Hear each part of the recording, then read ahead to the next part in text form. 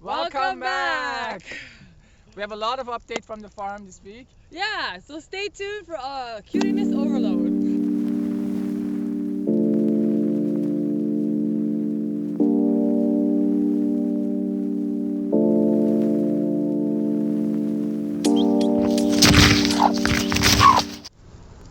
So we had our first couple mornings of heavy frost this week, which really got our butts into gear to start getting stuff ready for winter.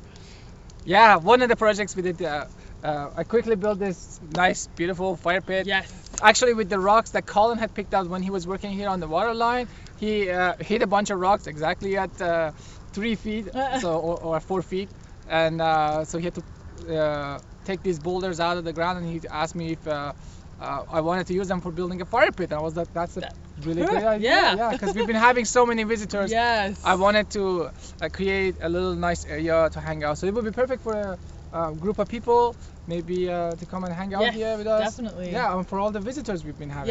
Yeah. We had a couple farming friends from Kamloops who came by with their all the way from Kamloops. Yes. So yeah, that was amazing. Yeah. We were very excited to see them again. And actually a couple surprise visitors, right? Yeah. Yeah, we were having tea one morning and heard voices outside, so went out and there were two people who used to live here, and Tom and Peter. So we were very excited to be able to talk to them, and so happy that they took the effort to come say hi and share their stories.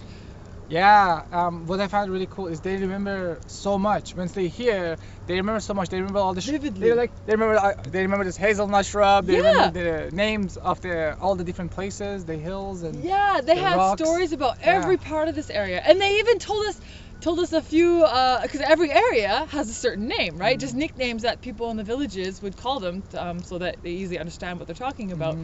So Tom and Peter mentioned that the plateau here, where we have our nursery set up and that we're living on at the moment, was called the Nisahon, or faraway place, and because it was far away from the rest of the villages. Yeah. And they mainly grew grains for their animals, so their milk cows and their workhorses, things like that.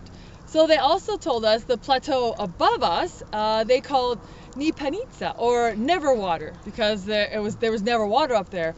But yet they grew watermelons. So we thought that was hilarious. I don't know how they did Yeah, that. I guess they hauled water up there just to grow water. But the watermelons grew so well that it was worth the effort to bring water up there. So yeah, and they told us a few other names about some trails, some of the trails that have been here since they lived here in the 60s and 70s, and they had certain names for those, and it was really, really interesting. We would have talked to them all day if we could have kept them here that long. They were a little camera shy, but we were Yes. hoping to convince them to get on for like a full session, maybe come here for a tour and share a lot more about their knowledge, from Their they lived here. villages. Yeah, We're excited. They said that they're happy to come back and take us a tour of their village sites. So that is one thing we really want, because we see foundations, but we don't know exactly what it was or what was where. So we can't wait for them to come back and take us for a tour of their villages and any other memories they have. Yeah, and we do intend to document and reuse the names that they traditionally used here. Yes, exactly. Because, I think there's a lot of knowledge in that, in those names, and it's so cool. Special. The place already has a name. Why do we reinvent it, right? They had all sorts of stories too about how they would have to get to school. They actually had to cross the river to get to school every day. So they had certain names for certain spots on the river where they would cross, and they would tell us about stories about how. I guess you'd have to, because it's the river flows so fast some seasons, how you'd have to actually, angle your rowboat so far up the river just to get down to the point that you want to. And if you miss it, then you're hooked. You're all the way down the river in trail kind of thing. So, yeah. And all the excuses they had for not making it to school. For not making it to school. Yeah. So whether the oars are broken on the boat or, they're too wet or other reasons like that. But it was amazing. So they sound like it was a lot harder living there back then than we have it now, that's for sure. Of course, but we're not hauling water every day and stuff like that. But anyway, so look forward we're to so talking. excited, to talk to that them, was pretty exciting. Yeah. It's like Christmas for us, pretty much. And we know there are more people who have lived here, or they have a lot of knowledge about here. So we're really looking forward to connect to more people and learn more about, share whatever we're learning about Balahadan with other people. Exactly. Last week, I also went to my friend Jed from Elderberry Grove. So Jed and I started a project over 3 years ago with a branch of Medlar. I took the branch to Jed and I acquired this really rare Medlar cultivar, Persian cultivar, and then I took it to Jed and he grafted it for me. And he had a lot of experience, and I also I wasn't sure, even then, I wasn't sure if we were able to build the orchard at the place that we were. So it worked out, we're here now, and Jed had, from that one branch, he had grown a dozen of trees now that, they're this tall. So I went there and we dug up the trees and transported them here. We transplanted them. You and Rick actually transplanted them. Yeah, long day. Yeah, and also Jed had a bunch of cornelian cherries that he had promised me, and I brought those as well. So we have those also planted, sort of alternating those ones with the other variety that I found for optimizing cross-pollination. So we should get a pretty good load of cornelian cherries in 3 to 4 years here. There's quite a bit of them planted now. So excited about those to share them with really everyone. excited. Yeah. They're very versatile and great. It's just great fruit. Yeah.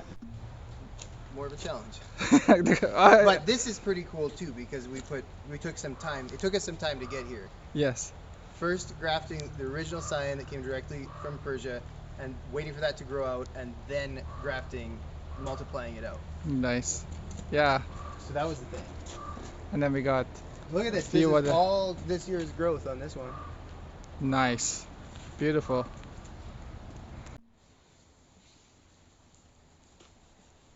So this is Cupid? This is Cupid. 'Kay. It's a very good variety. They're So gonna they be- say like 7 to 9 feet. You can prune them into a hedge just to make it easier for picking. Okay. I've read, and I've also read that you can just not prune them at all. Okay. It's a good permaculture practice. Yeah. Nice. Okay. It should be relatively easy to grow.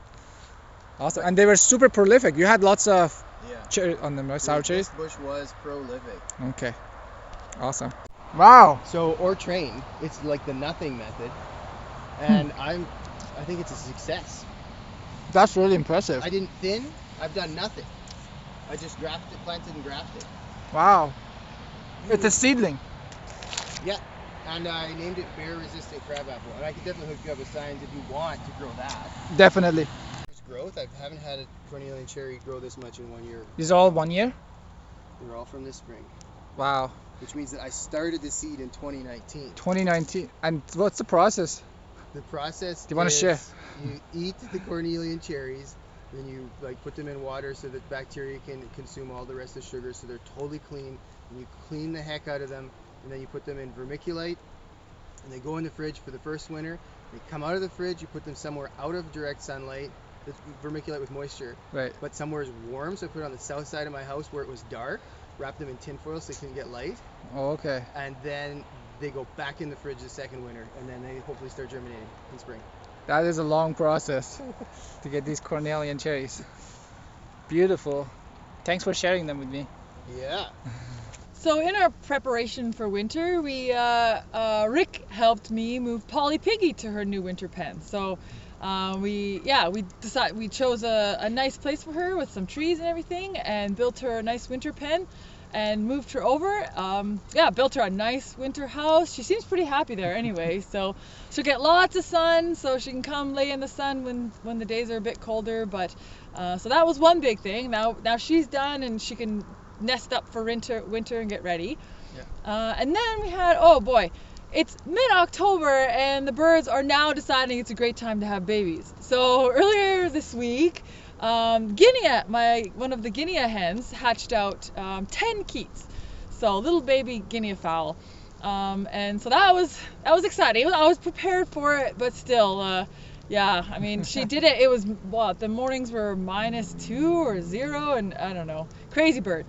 So we have Mama guineafowl with her keets, and then just today we had a hen hatch out 2 chicks. So she had 2 eggs under her. Hatched out 2 chicks. So that'll be fun. It's always good to have some cutiness in this time of year, when things get cold. But still, I mean, Crazy mom. I guess everyone was thrown off with our move in June, which is when everyone starts to kind of get nesting. So now they're comfortable and they're just getting the hang of things, and now they decide to have babies. But oh well, we'll take care of them. So yeah, so that was exciting on the farm. Kept us busy. And we cannot forget our puppy update, of course. Yeah. I wouldn't call them so much puppies as I would call them little mini pigs at this point. Yeah, they're growing really fast. Really fast. How much they gained this week? Over 1.5 kilograms. Most of them gained over 1.5 kilograms in 7 days.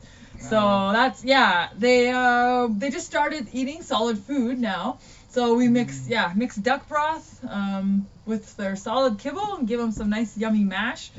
And they're eating a lot. So I can't believe again how much faster. Even this week they've already doubled how much they're eating since they started the hard food. So, and we also took the board off their little pen here, and so they're now able to go in and out of the trailer.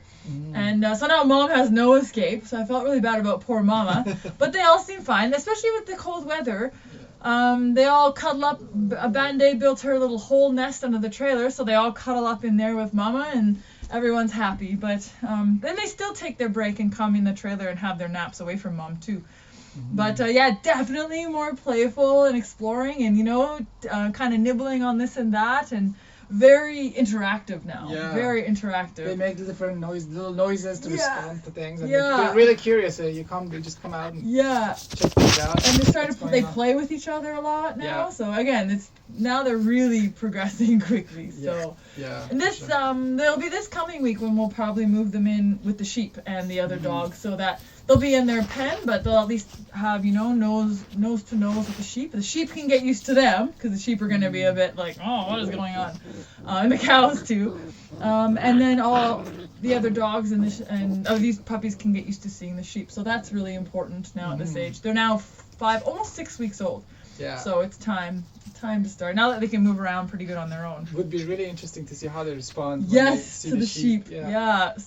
That's exciting.